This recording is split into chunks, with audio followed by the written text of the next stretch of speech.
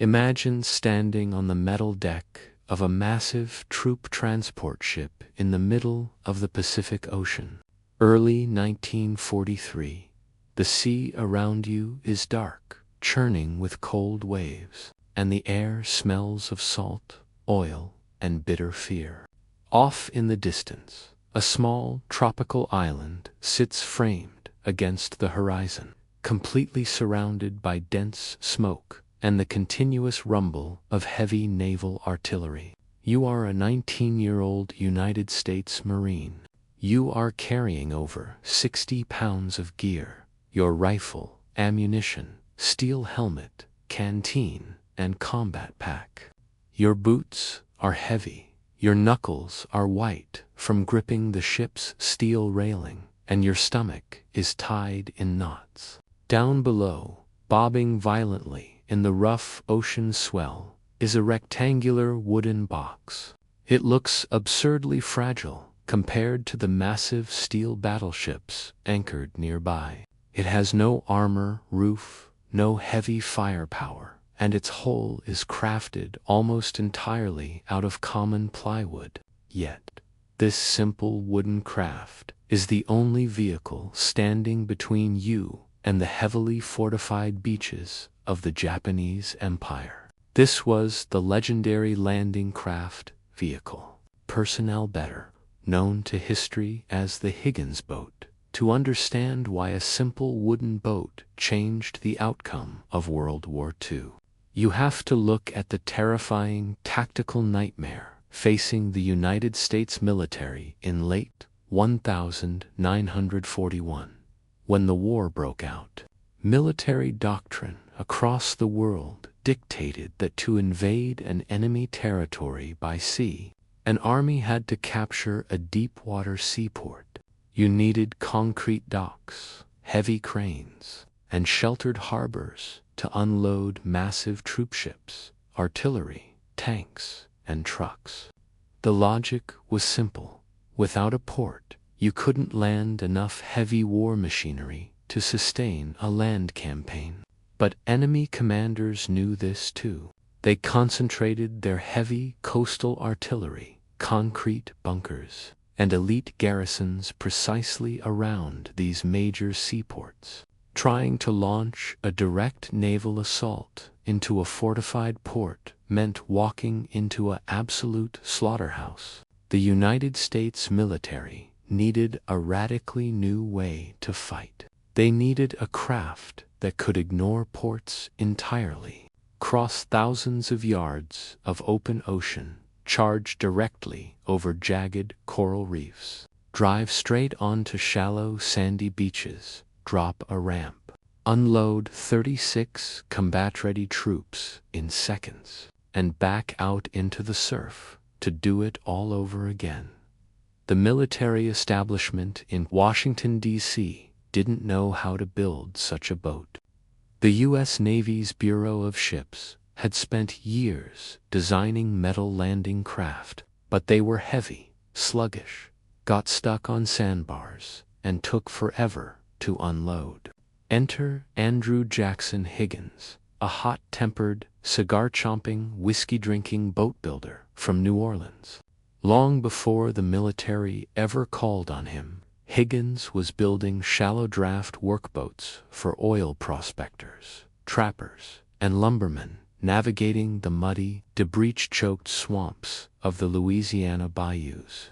To survive in those shallow bayous, a boat had to run over submerged logs, cross mudflats, and scrape over hidden sandbars without destroying its propeller or punching a hole in its bottom. Higgins had already designed a brilliant craft called the Eureka Boat.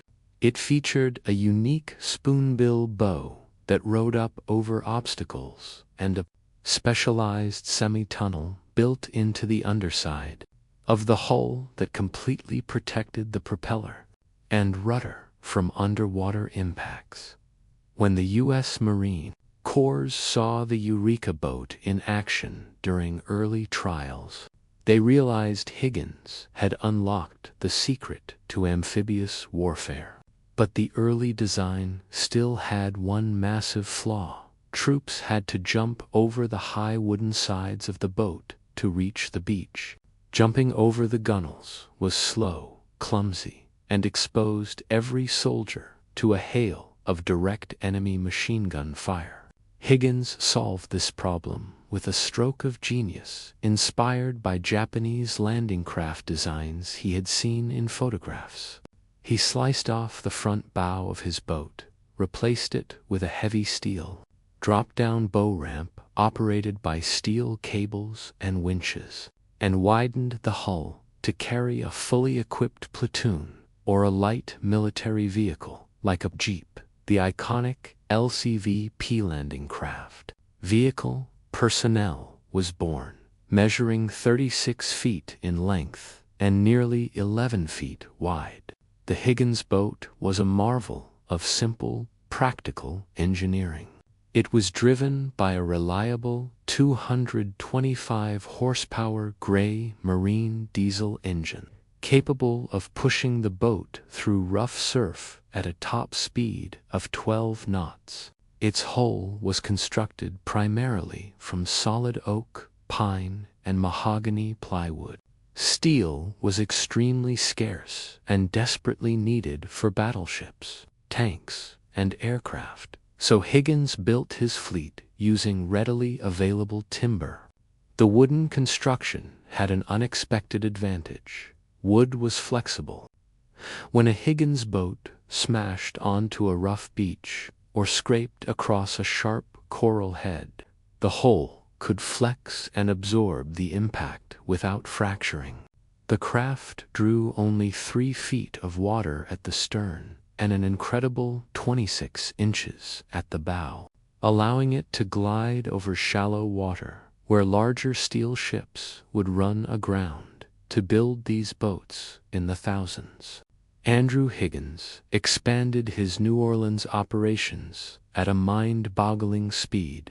He bought up entire lumber yards, took over massive city warehouses, and built assembly line factories that ran 24 hours a day.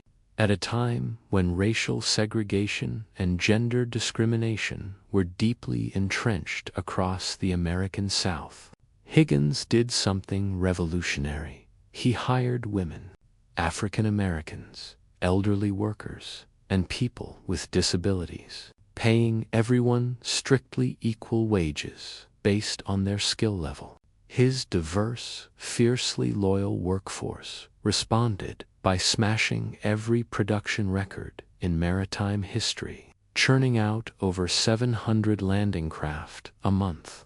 Over 20,000 Higgins boats would eventually be built to power the Allied war effort.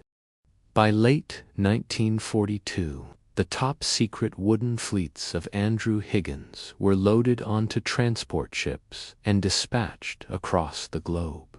The grand strategy of the Pacific War relied on a grueling, bloody operational doctrine known as island hopping.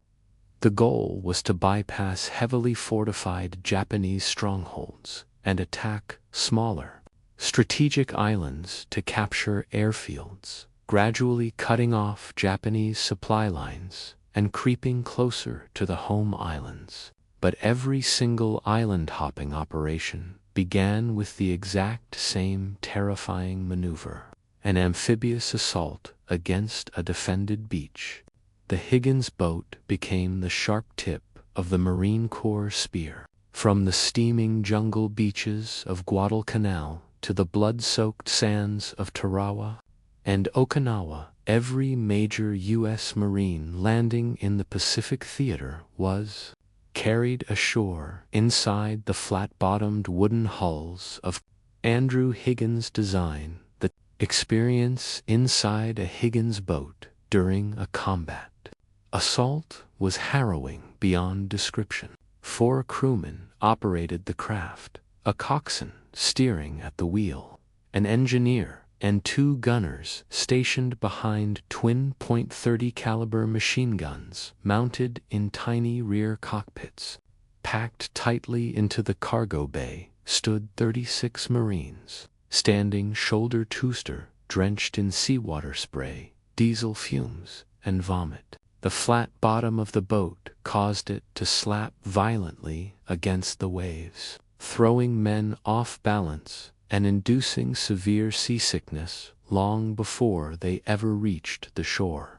The wooden sides of the craft provided protection against incoming ocean spray, shrapnel, and light pistol fire, but offered zero protection against armor-piercing machine gun bullets or artillery rounds. The Marines could hear the terrifying thump-thump of enemy bullets slamming into the outer plywood hull just inches from where they stood. When the Higgins boat finally scraped onto the beach, the coxswain revved the diesel engine to keep the craft grounded against the pull of the retreating waves. On the coxswain's signal, the bowman released the cable winch, and the steel bow ramp slammed down onto the wet sand. In that single second, the illusion of safety dissolved. The open ramp turned the inside of the boat into a deadly funnel, exposing the packed Marines directly to enemy machine gun nests preemmed at the waterline.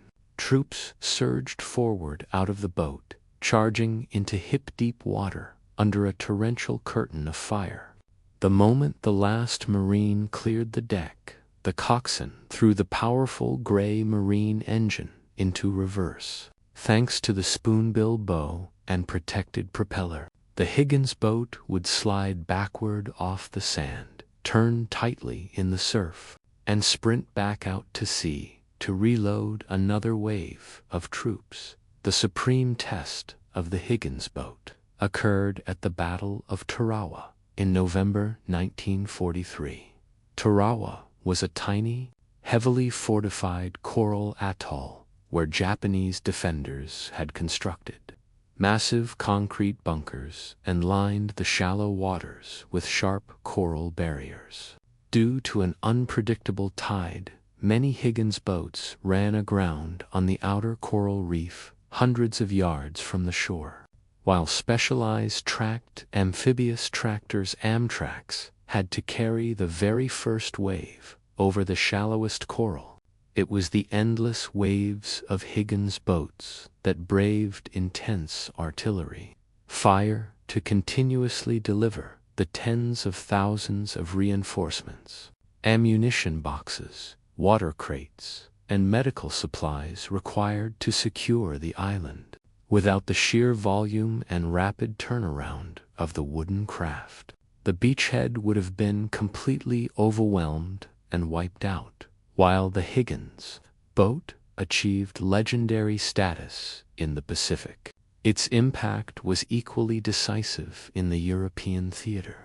On June 6, 1944 D-Day, thousands of Higgins boats plunged through the stormy seas of the English Channel toward the coast of Normandy, France. At Omaha and Utah beaches, Higgins boats carried over 34,000 Allied soldiers directly into the jaws of Nazi defense networks. The iconic image of troops stepping off the steel ramp of a Higgins boat into a hail of German machine gun fire at Normandy became a defining moment of human courage in military history. Beyond Normandy, Higgins boats were used to cross the Rhine River, allowing Allied armies to break directly into the heartland of Nazi Germany. The strategic brilliance of the Higgins boat did not lie in heavy armor or high-tech weaponry. It lay in total operational freedom. By enabling Allied commanders to bypass heavily defended enemy seaports and strike anywhere along thousands of miles of unguarded coastline, the Higgins boat forced Axis forces to spread their armies hopelessly thin. German and Japanese generals could no longer predict where the next major invasion force would hit. Allied leadership later recognized that without these landing craft, invading over open beaches would have been impossible. completely altering the course and strategy of the war today. Out of the more than 20,000 Higgins boats built during the war, fewer than a dozen original craft survive in museums around the world, but their legacy remains immortalized in the history of naval warfare. The flat-bottomed wooden box built out of Louisiana timber by an integrated workforce in New Orleans wasn't just a transport vessel. It was the strategic engine that carried the United States Marine Corps across the Pacific, smashed the defensive walls of modern tyranny, and unlocked the pathway to ultimate global victory.